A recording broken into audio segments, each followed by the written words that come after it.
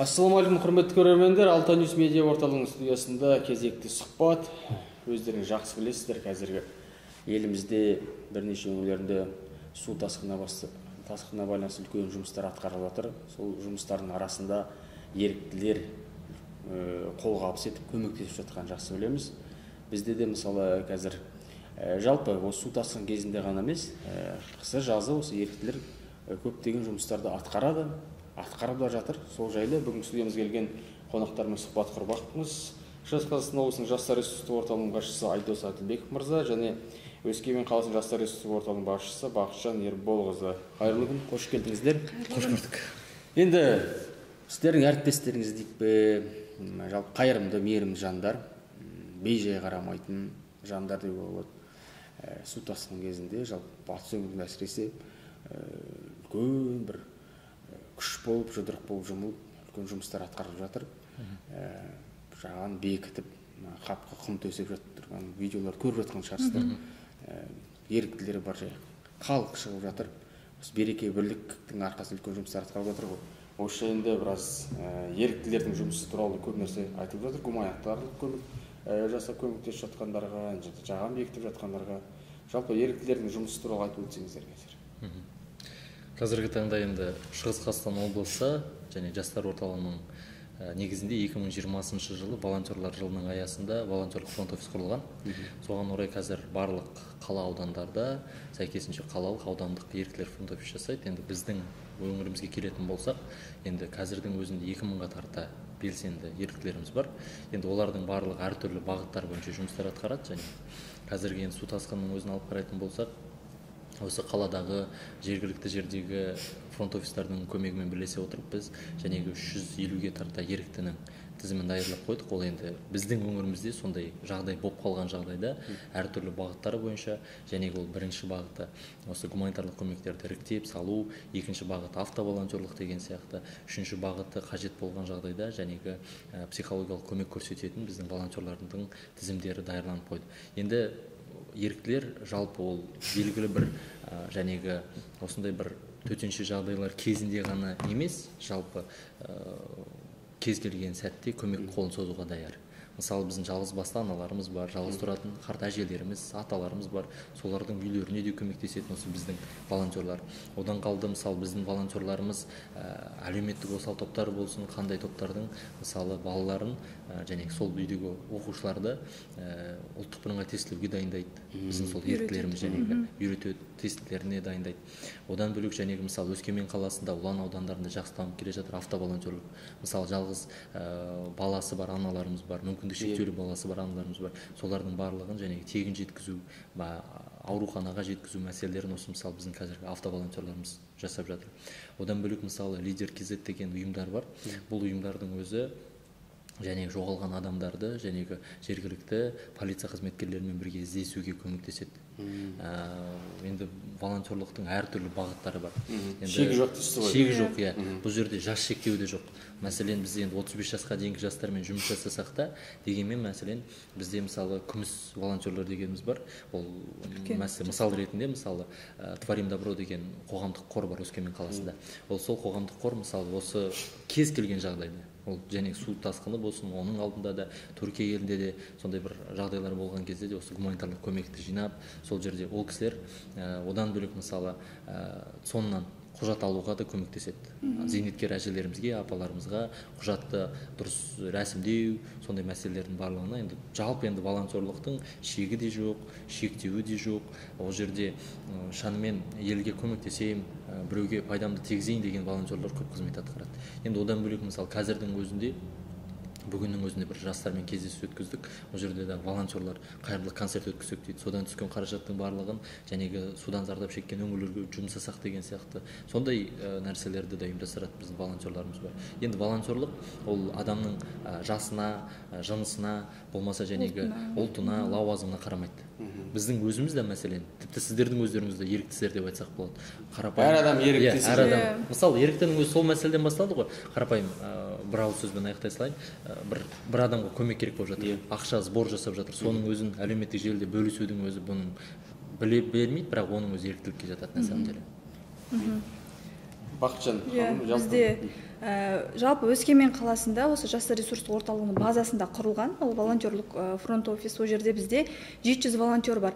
Ол 700 волонтер дегеніміз, яғни біздің қаламызда өзі 14 заңды түрде тіркелген сонда ұйымдар бар, волонтерлік ұйымдар. Содан кейін 3 университет, 20 колледж бар, яғни осы 23 оқу орнында, әрбір оқу орнында қазіргі таңда волонтерлік клубтар ашылып жатыр. Бұрыннан жұмыс істеп келе жатқанда енді клубтар бар, өзіміздің осы фронт офиске қарайтын. Одан бөлек жәнегі автоволонтерство деген ол бізде де дамыған.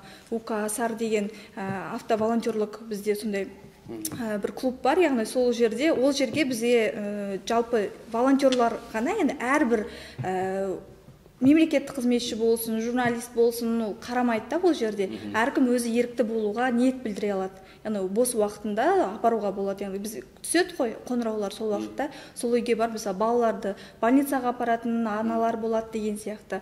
Одан бөлек бізде қыста да жазда да волонтерлар жұмыс жасайды. Волонтерлік деген өздерін жаны сүйетін жастар да бар бізде, ерікті болам деген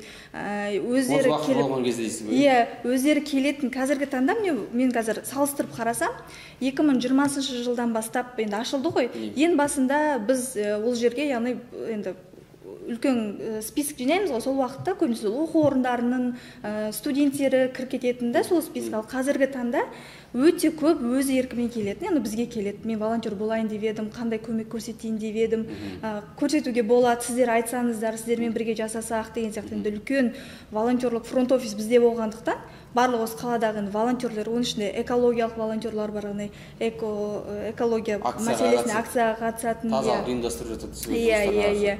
Сондай волонтерлар бар. Жәнегі айтпақшы, сол үлкен біздің қарт кісілер бар. Ол кісілерде барлықтарын біздің номерларымыз бар деген сияқты. Одан бөлек біздің қазір оқу орындарда ашылып жатыр ғой клубтар. Өте белсенді негізі. Осындай жағынан волонтерлік жағынан ана кісінің үйіне барып келіп бар, ондай бар. Өз ұлт өкілдеріне қазақ тілді үйретеді. Жан-жақты дамып жатыр. Мысалы, қарап отырсақ, қазір кеше бір әлеуметтік желіде видео көріп қалдым. Атырауда ма, Құлсарыда ма қателеспесем, мысалы, әкесі вахтада жұмыс істейді екен, анасы мен 5 жастағы бала және бір 7 жастағы балалар, 2 бала қапқа құм салып көмектесіп жатыр. Жағаны бекітуге, мысалы, өткендегі әжені көрдік, мысалы 93 жастағы әжеміз, мысалы, үлкен, мысалы, жалпы осындай елдің басында бір қауіп төнген кезде осындай қол ұшын беріп жатқан жандар бар, мысалы. Бұл былай қарасаң, бұл біздегі бір қанда бар қасиет сияқты қалай. Қазақтың, енді мысалы бәріміз білеміз ғой, қазақтың бұрында біз ауылдың баласымыз, ауылда асар деген дүние болады. Біреудің басына түссе, жалпы халықтық қазір асар жүріп жатқан. Мысалы біреудің қорасы өртеніп кетсе, бүкіл көрші, сол жердегі маңайдағы туған туыстардың бәрі жиналады да сол үйге бірден сол қорасын тұрғызып беруге көмектеседі. Болмаса шөп кезінде біреудің шөбін тасып тастайды да келесінің шөбіне. Сондай бір енді бала кезден демейін, енді сол қазақтың қанында бар асыл қасиет қой асар деген. Сол дүние міне қазір де өзінің енді дегенмен беріп жатыр сол нәтижелерін. Енді ол мысалы волонтерлық, ол жаңадан еніп жатқан дүние шығар бізге, дегенмен ол біздің қанымызда бар дүние. Қазақтың қанында бар. Өткенде осы батысқа біздің гуманитарлық көмек жөнелтілді осы біздің өңірден. Оғанда волонтерлар жақсы. Енді бұл жерде тек қана енді волонтерларымыз көмегі бар, волонтерлардың көмегі бар. Бір үшін қол ұшын тигізді ғой мысалы. Соны жәнегі фасабат ету, оны жәнегі келген көмектерді, оны тиеу, енді оның бәрі біраз жұмыс негізі. Оның барлығын осы атқарған біздің осы қаладағы жәнегі волонтерларымыз. Енді аудандардан көмектер кеп жатты, жеке адамдар көмектесіп жатты, кәсіпкерлеріміз көмектесіп жатты. Енді барлық адамдарға, осы волонтерларымызға осы сәтті пайдаланып рахмет айтамыз. Қазірдің өзінде де батыс, әсіресе Атырау облысына көмек жиналып жатыр. Енді ол жерде де осы тағы да волонтерларымыз көмектесетін болады. Бізде кей адамдар ойлаймыз, мысалы, ерікті деген бір ұйымға тіркелу керек деген сияқты бір ой қалыптасқан ғой көп адамдар. Мысалы, волонтерлар жұмылды дегенде ойлайды, бір еріктілердің ұйым деп. Мысалы, кешегі сол Қостанайда өткенде жағаны бекіту бойынша жұмыс жасап жатқан кезде көшеде ақжауықты аналарымыз, нәзік жандылар ас ауқат пісіріп, ер азаматтар көмектесіп жатты, қазан көтеріп. Атырау жақта да қазір солай жұмыстар атқарып жатыр. Бұл жерде ол кісілер бірақ ешқандай ұйымға тіркелмей, бірақ өз еркімен. Бұл жерде бұл ерікті болу деген бір ұйымға тіркелу деп ойламау керек. Солай емес пе? Дұрыс айтасыз. Ол жерде ешқандай шарт жоқ. Ұйымға тіркелу, тіркелмеу деген сияқты. Ол тіпті біздің базамызда болуы да шарт емес. ерікті адамдар, мысалы шынымен бағана айтып отырғандай, барлығы адамдар өз еркімен көмектесе адамдардың барлығы еріктілердің қатарына жатқызамыз. Бізде бір кезде өздері жақсы білетін шығар, бір флешмоб деген бір дүниелер пайда болды ғой, мысалы қарағап акт жазу немесе бірдеме жасау деген. Бірақ нағыз флешмобтың түрін қазір біз өзге өңірлерден көріп жатырмыз да, өйткені бұл флешмоб бір жақсылыққа ұмтылып барлығы сол жұмысты атқарып жатыр. Сол челлендж сияқты мысалы барлығы жұмыс істеп жатыр. Мысалы батыс болсын, солтүстікте болсын, Оралда болсын, мысалы халықтың барлығы жұдырық болып жұмылып жан жақты көмек болып жазып жатыр да. Мысалы белгілі адамдар, спортшылар да бар, оның ішінде мысалы өзінің көрсеткісі келетін жұмыс істеп жатқандар бар. Бұл енді менің көмектесіп жатырмын емес, бұл шын ниетіммен бар. Негізінде мен бір осы жерге көмектесейін деп ниетімен барған адамдар бар мысалы.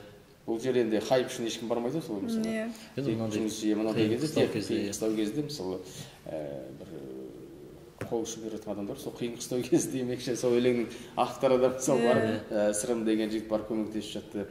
Демек, мысалы волонтерлық және Бақытжан ханым жақсы айтты, мысалы қысы жазы жұмыс істей береді, істей береді, тоқтамайды. Сол Өскеменде өткенде сіздер де гуманитарлық көмек жинауға көмектестіңіздер мысалы. Әрине. Сол жағдайда жастар қалай қабылдап жатыр жалпы? Жастар, яғни осы оқу орындар болсын, басқа ұйымдар болсын, және сіз айтып жатсыз ғой, бізде жалпы анализ жасаймыз ғой, сол уақытта шығады бізде осындай волонтерлық осындай ұйым бар екен. Біз мысалы біз оны кейде білмей қаламыз деген сияқты. Сол анализ жасаған уақытта шығады. Немесе кейде болады бір-екі кісі келеді өздері, біз осы көмектесейік деп едік деп. Мектептер хабарласады. Қазіргі даже студенттер да емес енді, үлкен кісілер емес, мектеп оқушылары да осыған қуана атсалысып жатыр деп айтуға болады. Олар қандай да болмасын, мектеп оқушылары ғой, енді кішкентай балалар, 16-15 жастағы балалар бізге келіп кәдімгі көмектесті сол уақытта. Ол уақытта сол күні біз гуманитар көмек жинаған күні 2 сағаттай жаңбыр жауды далада. Жаңбырдың астында біз күтіп, фураға тиегенін барлығын күтіп, оның ішінде оқушылар да бар, үлкен кісілер де бар, барлығы бар. Сөйтіп жібердік.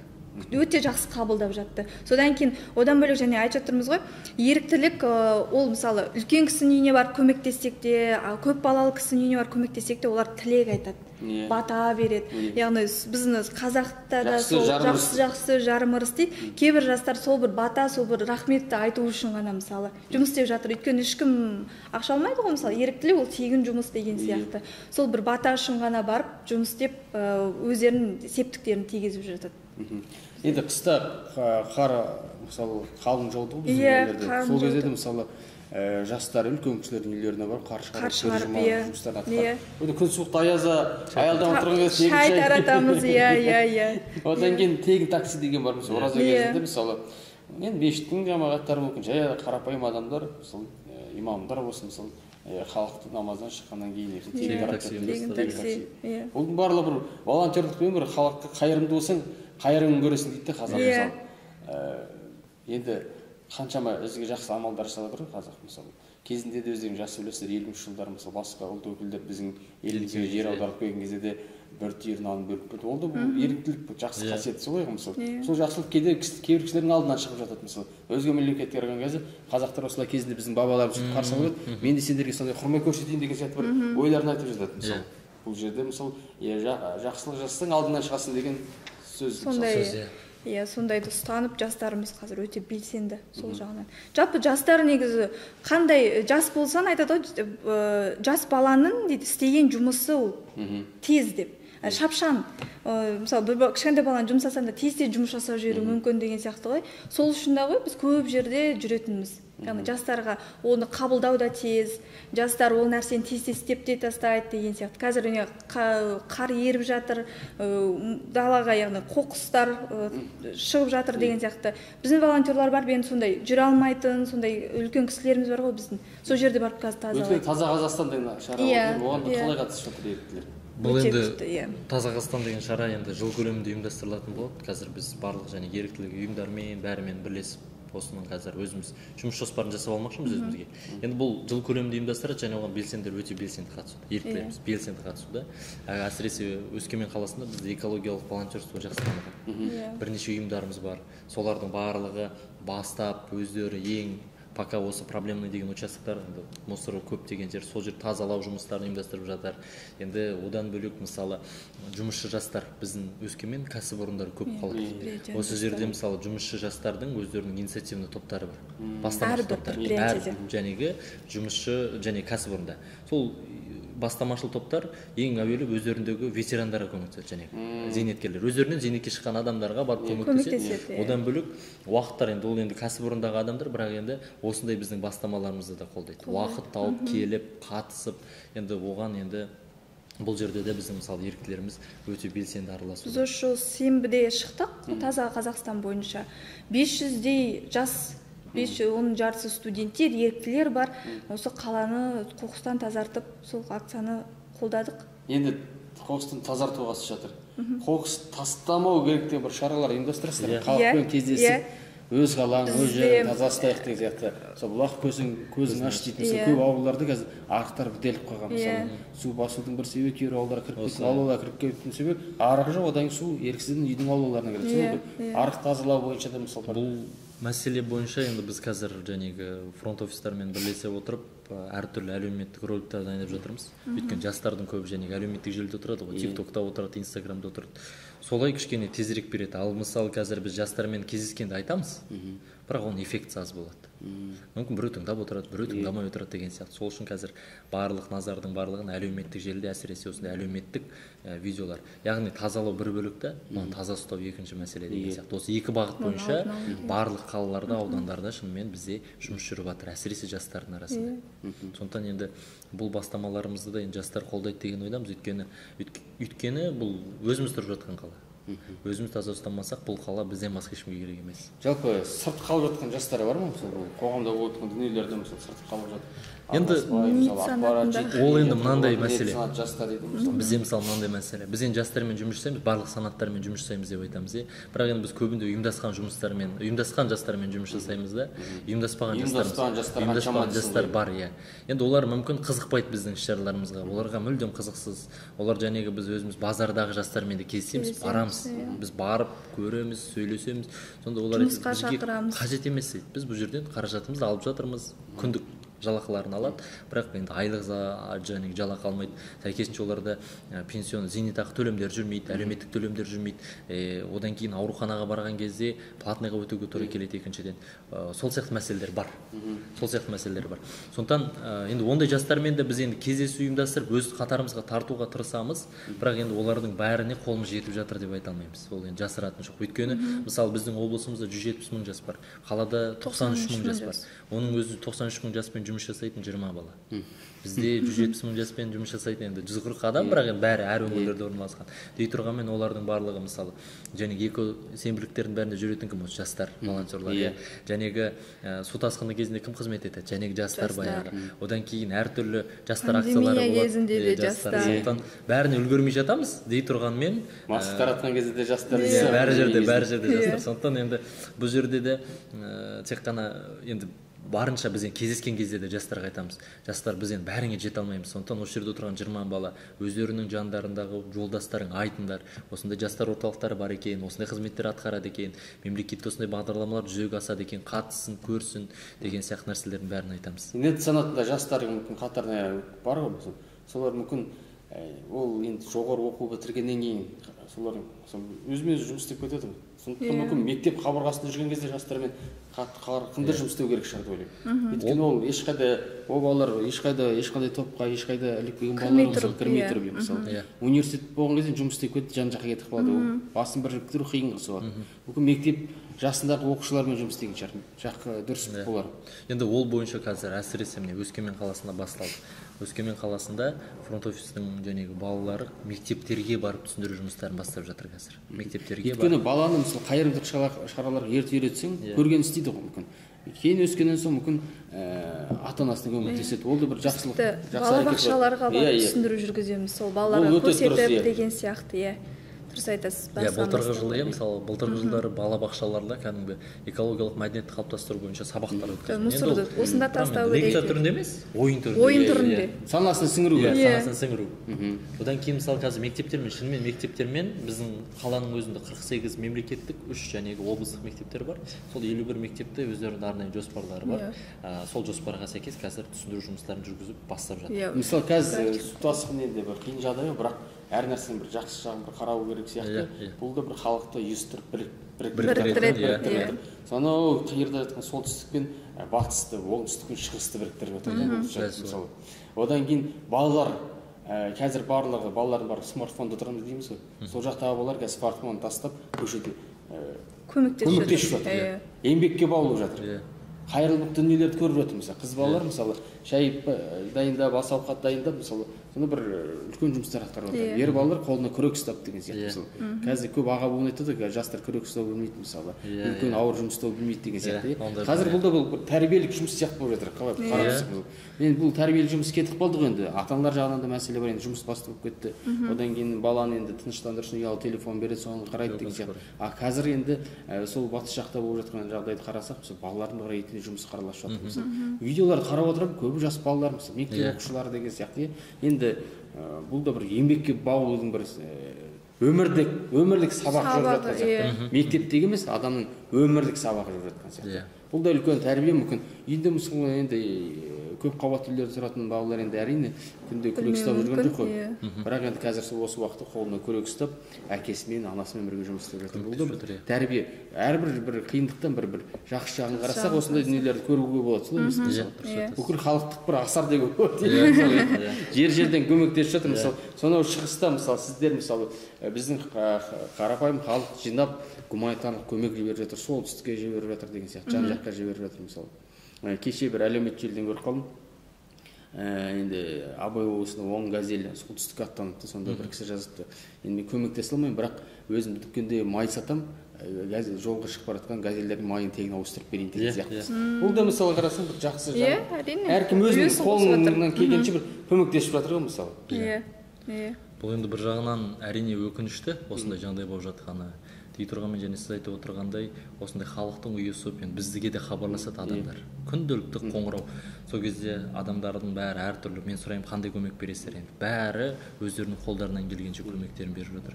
Шынымен енді мысалы мемлекет басшысы айтып жатыр қазір еңбек адамы деген идеологияны жастарға дәріптеуіміз керек. Міне осы сөз жүзінде конференциялар өтіп, бұл не бұл қарасаң іс жүзінде үлкен бір дәріптеліп жатыр. Бұл енді шынымен бір жағынан осындай оң пайдасын беріп жатыр. Қашан мысалы қазір енді болашақ жасанды интеллект дейміз. Бірақ жасанды интеллект адамның ой өрісін дамытқанмен, бірақ 3 жасар баланың физикалық жұмыс істей алмайды. Оның жасанды интеллект қолына күрек бере алмайсың, солай.